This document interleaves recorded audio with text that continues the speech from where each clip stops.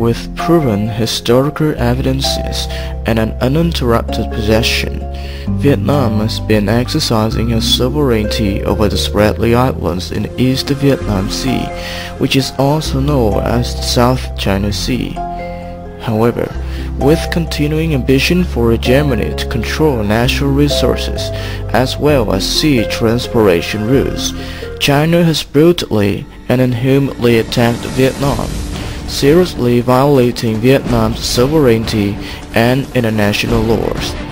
This raw footage, which was taken by the China Navy during the invasion of the Spratly Islands on March 14, 1988, is an irrefutable proof of China Navy's crime.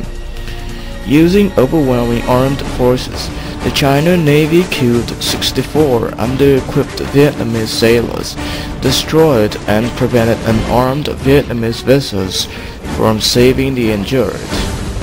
The movie has raised the question of criminal charges against the Chinese government, once led by Deng Xiaoping, for the course of justice.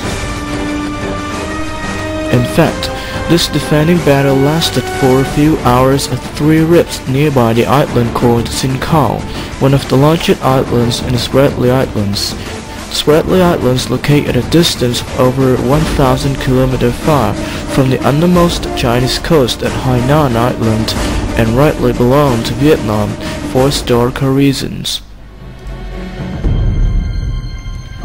In the early months of 1988, the Chinese Navy had landed troops on 5 reefs and atolls of the Spratly Islands. 3 of them lie quite near the large islands that Vietnam owns.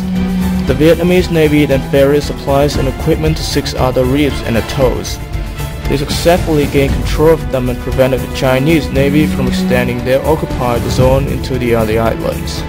In early March, the High Commander of Vietnamese Navy decided to defend other 3 reefs because they were part of the Spratly Islands and forming an open chain of reefs around the Sin Cowe Island that were in control of Vietnam.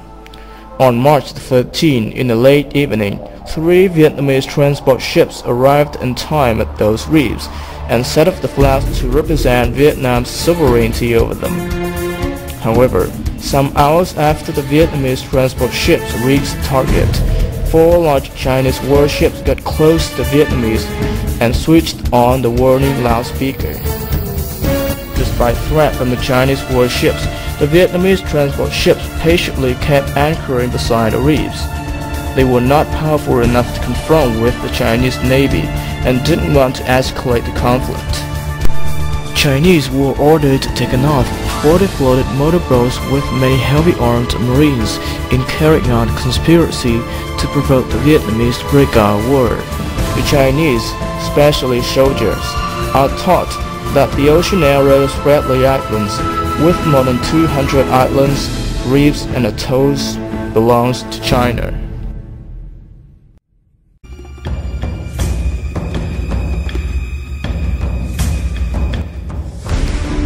The strain continued until the next morning, when the Chinese mobilized more battleships and also more floated motorboats. They caused more provocations for the battle to break out. By 6 a.m., they suddenly sent 3 aluminum boats that carried about 40 armed marines and rapidly rushed towards the reefs. They landed troops in front of Vietnamese sailor crews and tried to lower the Vietnamese flags that had been already planted into the reef platform since the last evening.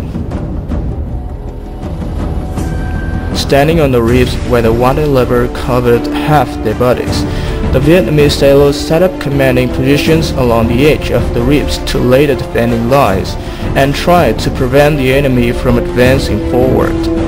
They were threatened by the Chinese to retreat from the reefs. This intrusion caused strong reaction from the Vietnamese defenders to hold their flag. They determined to hold on to the reef and keep their flag flying at any cost. Unable to force the Vietnamese to leave the reef, the Chinese Marines had to get back to their battleships. And finally,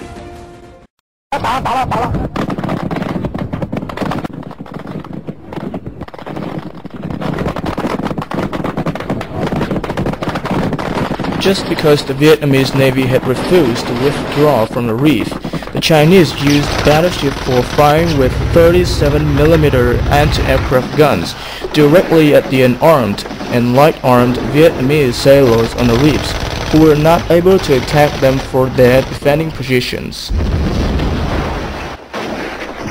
They also fired fiercely with 100mm gun at the 3 Vietnamese transport ships. 2 of them sank.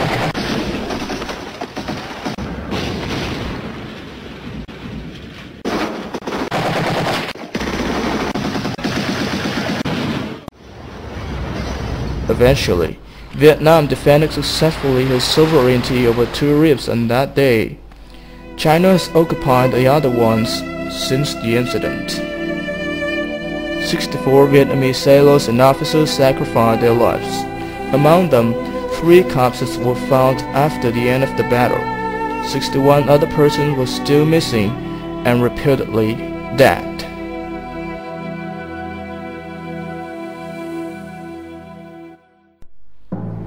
In summer 2008, a delegation of the Vietnamese Navy organized a ceremony to devote sincerely their respect for the heroes who protected Vietnam's sacred land sea against the Chinese invasion 20 years ago.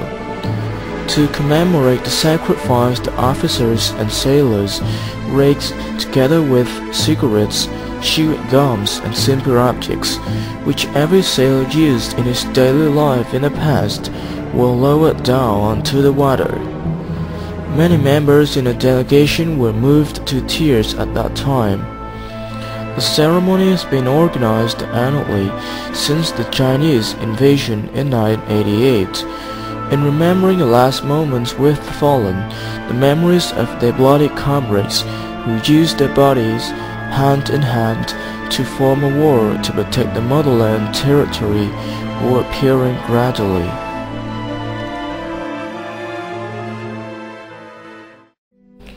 Nowadays, although living under constant threat and provocation from the Chinese Navy, Vietnam reaffirms continuously her sovereignty over the Spratly Islands and determinedly advocates maintaining peaceful situation in the region. Episodic invasions from China make Vietnamese sailors consciously alert to China's conspiracies to conquer the islands.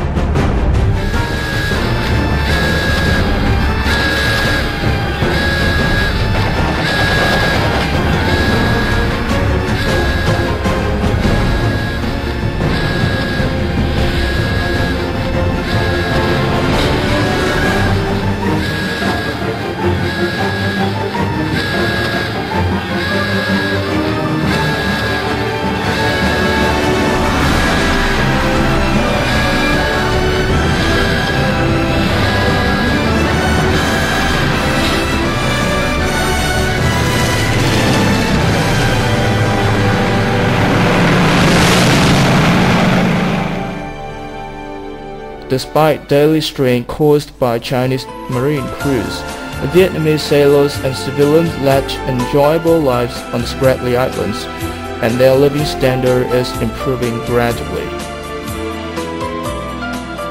All generations of Vietnamese sailors and civilians on the Spratly Islands have been becoming island defenders of Vietnam's motherland. In the middle of the ocean, which is 400 kilometers far from the Vietnam coast, they stand together and unite as one to protect the sea territory of their motherland.